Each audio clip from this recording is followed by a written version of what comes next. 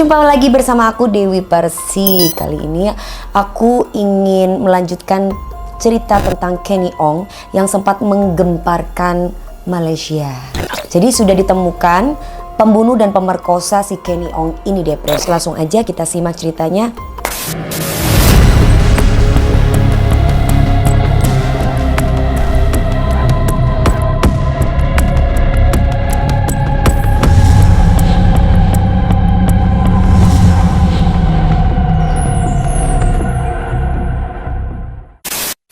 Seorang kopral polisi yang bernama Raffi Chandran dan rekannya ditugaskan untuk bertugas di tempat yang tingkat kejahatannya tinggi di Kuala Lumpur. Ketika mereka sedang bertugas dan berkeliling, di saat lagi keliling nih friends, tiba-tiba ada salah satu mobil yang parkir gitu aja. Tiba-tiba si polisi ini dan rekannya berinisiatif untuk berhenti melihat kondisinya karena kok mencurigakan banget gitu friends. Akhirnya si bapak polisi Raffi ini mengetuk kaca jendela mobil. Tok tok tok tok tok. Woi, ngapain lu parkir di sini? Katanya. Ternyata setelah dibuka jendelanya, si pembunuh dan si pemerkosa ini bilang bahwa dia lagi berantem sama pacarnya.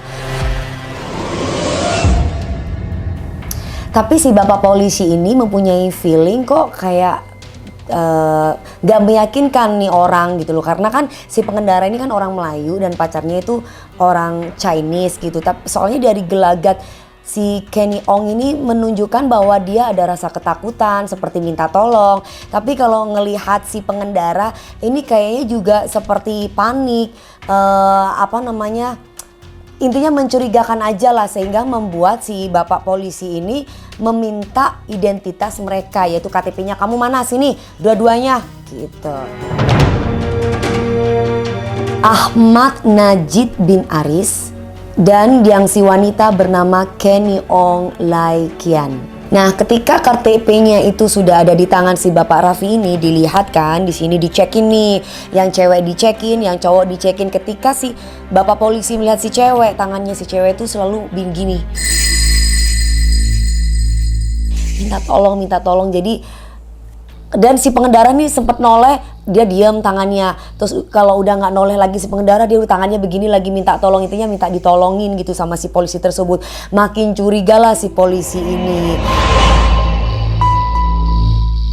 Dia meminta si Kenny Ong untuk turun, kamu turun, si perempuan ini turun. Tapi si pengendara ini atau si penjahatnya ini bilang bahwa gak usah turun kamu, ngapain kamu turun, hati-hati loh, di sini tuh berbahaya. Dan dia ini belum tentu dia ini polisi, takutnya ini dia bukan polisi, gak usah turun, nanti kamu diapa-apain. Nah, ketika itu bapak polisi yang bernama bapak Raffi Chandran ini merasa tersinggung dong. Loh, kok dia bisa ngomong kayak gitu? Wah, ini mencurigakan, ada apa ini? Pasti ini ada sesuatu. Terus melihat gelagat si pengendara ini mau kabur, mau tidak mau si bapak Raffi Chandran ini langsung menembak ban mobil depan door.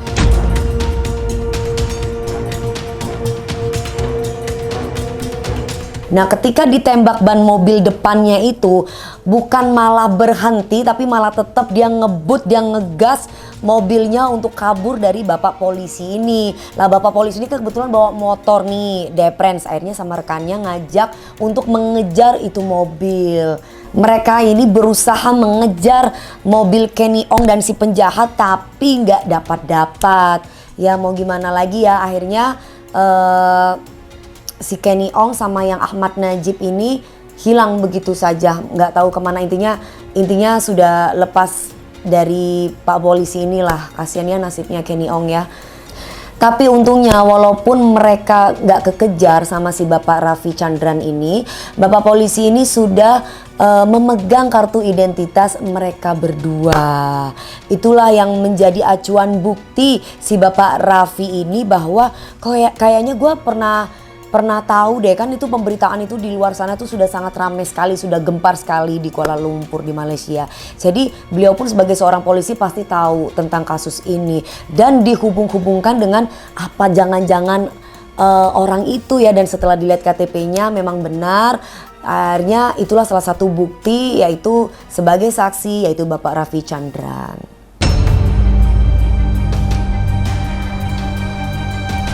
Nah, dengan kesaksian Bapak Raffi Chandran ini, Bapak Kopral ini, akhirnya polisi mencari tersangkanya, yaitu Ahmad Najib bin Aris, yang diduga dialah yang membunuh dan juga yang memerkosa Kenny Ong. Tapi di sini polisi juga mencari tersangka ini secara hati-hati banget ya, Deprens, karena mereka nggak mau kalau misalkan mereka terlalu gembar-gembor dan ketahuan sama tersangka, akhirnya tersangka bisa melarikan diri gitu. Jadi mereka diam-diam menghanyutkan, langsung ditangkap. Dan setelah dilakukan investigasi, ternyata KTP yang diberikan kepada Bapak Kopral Raffi ini, kan di KTP itu ada alamatnya. Ternyata alamat itu adalah alamat palsu. Kemana? Karena apa? Karena ketika polisi itu nyamperin di alamat yang dikasih oleh Najib itu, ternyata bukan di sana tempat tinggal si Ahmad Najib itu. Tapi polisi ini tidak kalah pintar, Deprens. Mereka mencari cara lain, walaupun alamatnya nggak ketemu, dengan cara mereka ini mencari nama Najib ini di data Jaminan Sosial Nasional, dan juga nama Ahmad Najib bin Aris ini di data pernikahan warga mereka. Dan ternyata diketemukanlah namanya si Ahmad Najib Aris ini. Jadi si Ahmad ini, dia ini sudah menikah identitasnya ternyata, dan juga dia kerja sebagai pembersih kabin pesawat. Jadi di sini polisi ini menguntit istrinya, pingin tahu aja gitu, kalau misalkan istrinya balik otomatis kan ketemu sama suaminya. Tapi gimana caranya, intinya seperti yang aku bilang, secara halus supaya si target ini nggak ketahuan bahwa dia lagi diburu nih sama polisi, mau ditangkap sama polisi, intinya gitu. Jadi biar nggak curiga, biar nggak kabur gitu loh, Deprens.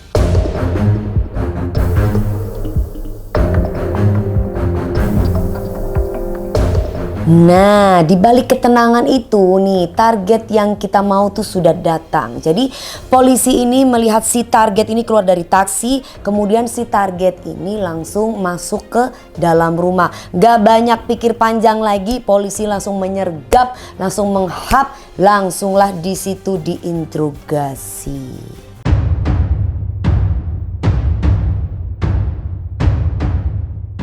Diinterogasilah si Ahmad Najib ini atas kemungkinan ya, diduga dia melakukan pembunuhan, penculikan, dan pemerkosaan terhadap Kenny Ong.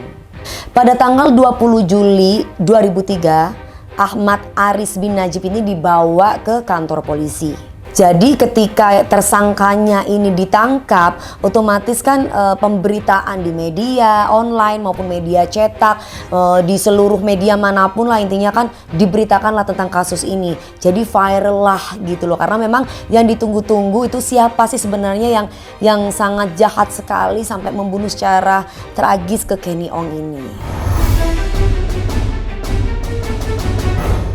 Sebenarnya pada nggak percaya ya kalau yang namanya Ahmad Najib bin Aris ini adalah pelakunya, karena dari mukanya yang kalem, dari tutur katanya yang lembut, dari cara pembawaannya yang kayaknya nggak kelihatan banget bahwa dia itu adalah orang jahat, orang psycho, itu nggak kelihatan banget. Justru kelihatan banget bahwa dia itu adalah orang yang alim, dan itu pun didukung oleh pendapat dari para tetangga-tetangganya si Ahmad Najib ini sendiri, karena Ahmad Najib ini adalah salah satu orang yang sangat aktif di organisasi kemasyarakatan. Jadi kalau misalkan ada acara-acara pengajian, acara sosial, acara apapun ini, Najib itu selalu ikut membantu gitu. Jadi nggak kelihatan bahwa dia adalah pembunuh berdarah dingin gitu loh, Deprens. Jadi ketika Najib ini diinterogasi, Najib ini bilang bahwa dia tidak membunuh, tidak menculik, atau memerkosa si Kenny Ong ini, bahwa tuduhan itu semuanya tidak benar. Tapi dia tidak bisa menyangkal di saat polisi memberikan bukti-bukti, salah satunya adalah kartu identitas yang ketika itu dia berikan kepada Bapak Polisi Kopral yang bernama Bapak Raffi Chandran, dan juga pakaiannya dia yang ditemukan polisi di rumahnya. Dan di pakaian itu bukan hanya pakaian yang biasa aja, tapi pakaian itu banyak noda darahnya. Itu diperlihatkan semua sama polisi, dan darahnya itu juga, setelah dilihat itu adalah darah-darah dari Kenny Ong. Jadi dia nggak bisa menyangkal dong, kan dia bisa bilang darah siapa, udah jelas-jelas di situ adalah darah Kenny Ong. Kan udah teknologi udah makin canggih ya, dia tidak bisa mengelak, dia tidak bisa mangkir. Akhirnya mau nggak mau dia mengaku bahwa memang dialah pelaku penculikan, pemerkosaan, dan pembunuhan terhadap Kenny Ong. Terkait pembunuhan, penculikan, dan pemerkosaan, Najib menyetujui yaitu untuk melakukan reka ulang di saat dia melakukan itu kepada Kenny Ong. Pertama-tama Najib ini membawa polisi ke area parkir, yaitu di Bangsal Shopping Center. Jadi di sana tempat pertama waktu mungkin kalian bisa lihat di part pertama bahwa di tempat itulah Kenny Ong memarkirkan mobilnya. Di situ Najib bilang sama polisi bahwa dia melihat Kenny Ong itu mencari sesuatu, nggak tahu apa yang dicari. Nah, sambil melihat si Najib ini kanan kiri kayaknya ada kesempatan nih lah, dari situlah si Najib ini menyergap si Kenny Ong dengan cara dia membawa senjata tajam untuk masuk di dalam mobil, dan dia yang nyetirin mobilnya gitu loh. Dia bawa mobilnya begitu saja.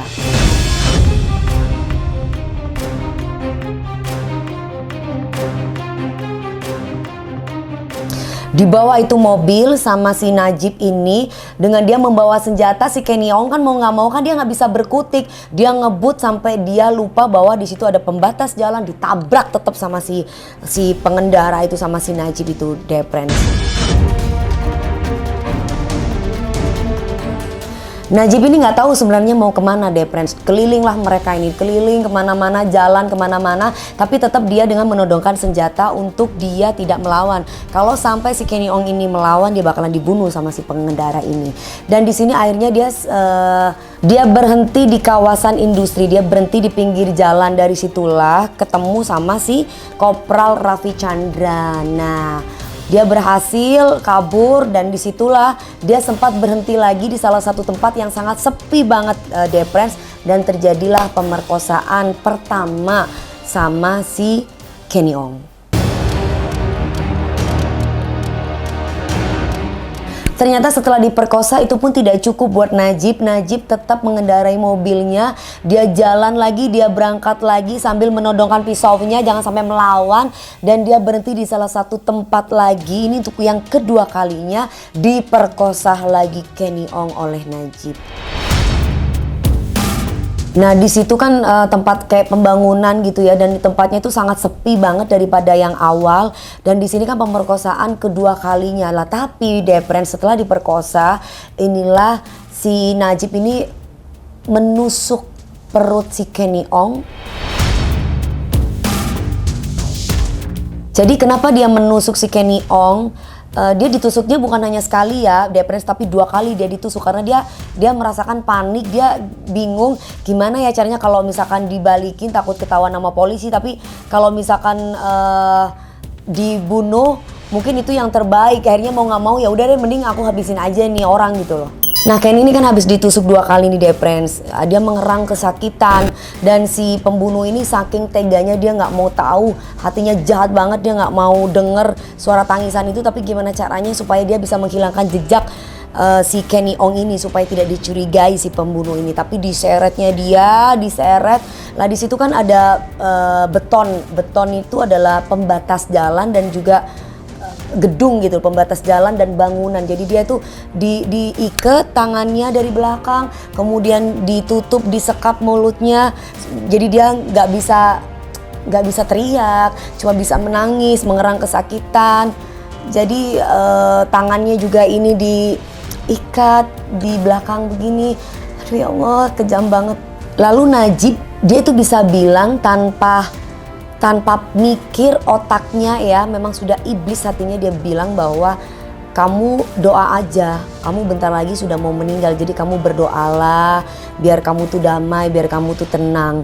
Dan Najib di situ mikir, di situ tuh ada lubang got yang besar banget gitu kan. Dia punya pikiran bahwa kayaknya si Kenny Ong ini mending dimasukin aja ke dalam lubang got itu.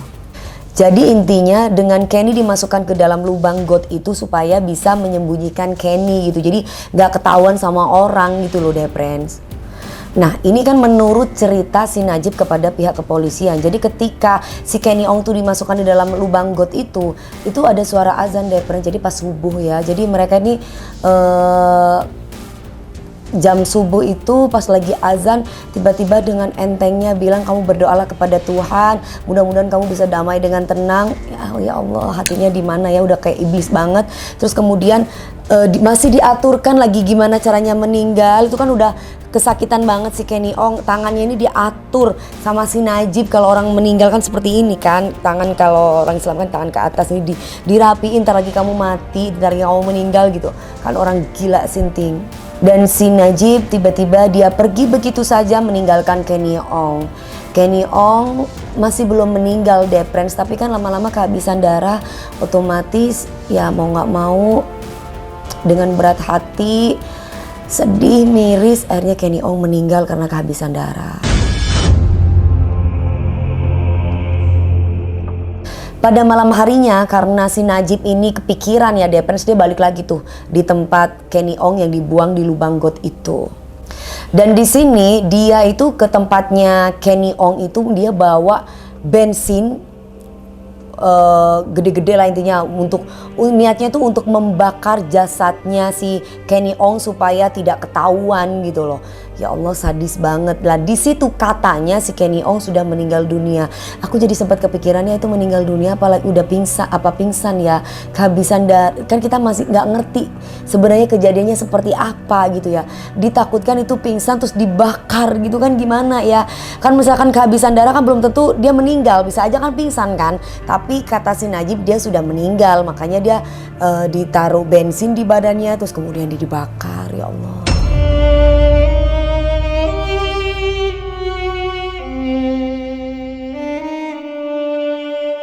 Reka ulang adegan ini semuanya sudah diselesaikan, sudah diutarakan, dan Najib ini bertanggung jawab lah atas apa yang dia lakukan. Tapi di saat di persidangan, si Najib ini tetap menyatakan bahwa dia tidak bersalah. Aneh kan? Tim pembela Najib itu berargumen bahwa Najib itu nggak bersalah. Kenapa? Karena memang terlihat di CCTV itu memang sesosok si Najib, tapi belum tentu karena kan di situ blur, tidak bisa memastikan bahwa itu adalah Najib. Dan juga pakaian-pakaian yang memang kebetulan pakaian yang di dalam rumah bercak darah itu belum tentu darahnya Kenny Ong, kata si pembela tim Najib.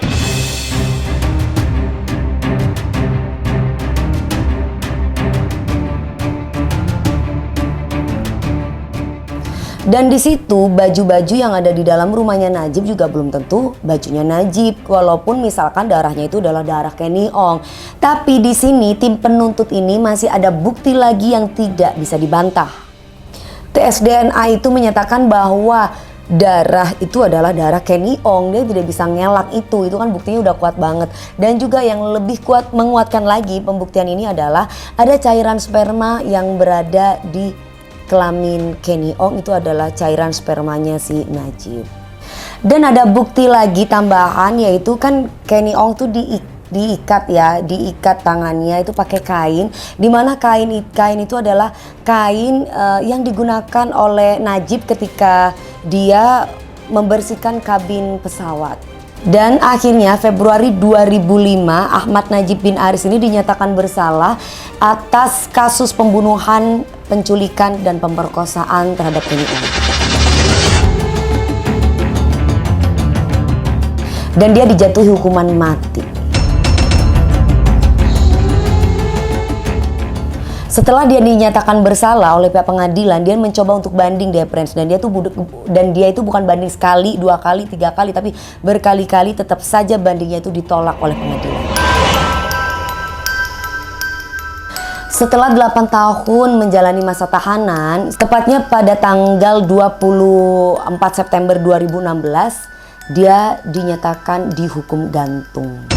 Jadi udah pada tanggal itu dihukum gantung, udah lah ya, itu sudah hukuman buat dia itu baru di dunia, belum nanti di akhirat atas apa yang dia lakukan kepada Kenny Ong.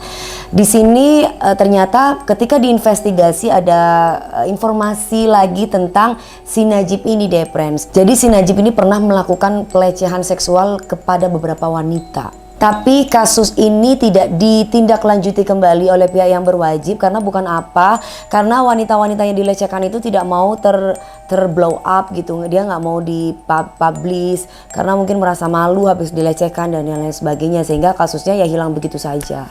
Kenny Ong lah ceritanya, semuanya udah aku ceritain ya deh friends. Ini bisa kita ambil hikmahnya dan kita sama-sama berdoa mudah-mudahan kalian selalu dalam lindungan Tuhan. Aku juga selalu dalam lindungan Tuhan. Keluarga kita semuanya dilindungi dari orang-orang jahat, dilindungi dari hal-hal yang sifatnya mengajak sesuatu yang tidak baik, dan mudah-mudahan keluarganya diberikan ketabahan, ketegaran dalam menghadapi ujian yang sangat berat ini. Ya Allah, aku gak bisa membayangkan gimana perasaan orang tuanya. Kenny Ong adalah seorang anak wanita yang sangat cantik, yang sangat berbakti kepada suami, yang mementingkan keluarganya. Tiba-tiba hidupnya sangat tragis. Mudah-mudahan diberikan kehidupan yang lebih indah di sana, di alam sana oleh Tuhan, dan mudah-mudahan kita semuanya selalu diberi perlindungan yang tak terhingga oleh Allah. Amin. Ya friends, sampai di situ aja ceritanya ya. Kalau kalian suka, jangan lupa untuk like dan share. Dan kira-kira kalian suka nggak sih kalau aku cerita tentang kayak begini gitu? Mungkin aku dalam 1 minggu bisa 2 kali, mungkin aku bisa cerita tentang pembunuhan atau tentang apapun yang misteri-misteri apapun yang belum terungkap. Salam sayang dari aku, Dewi Persik.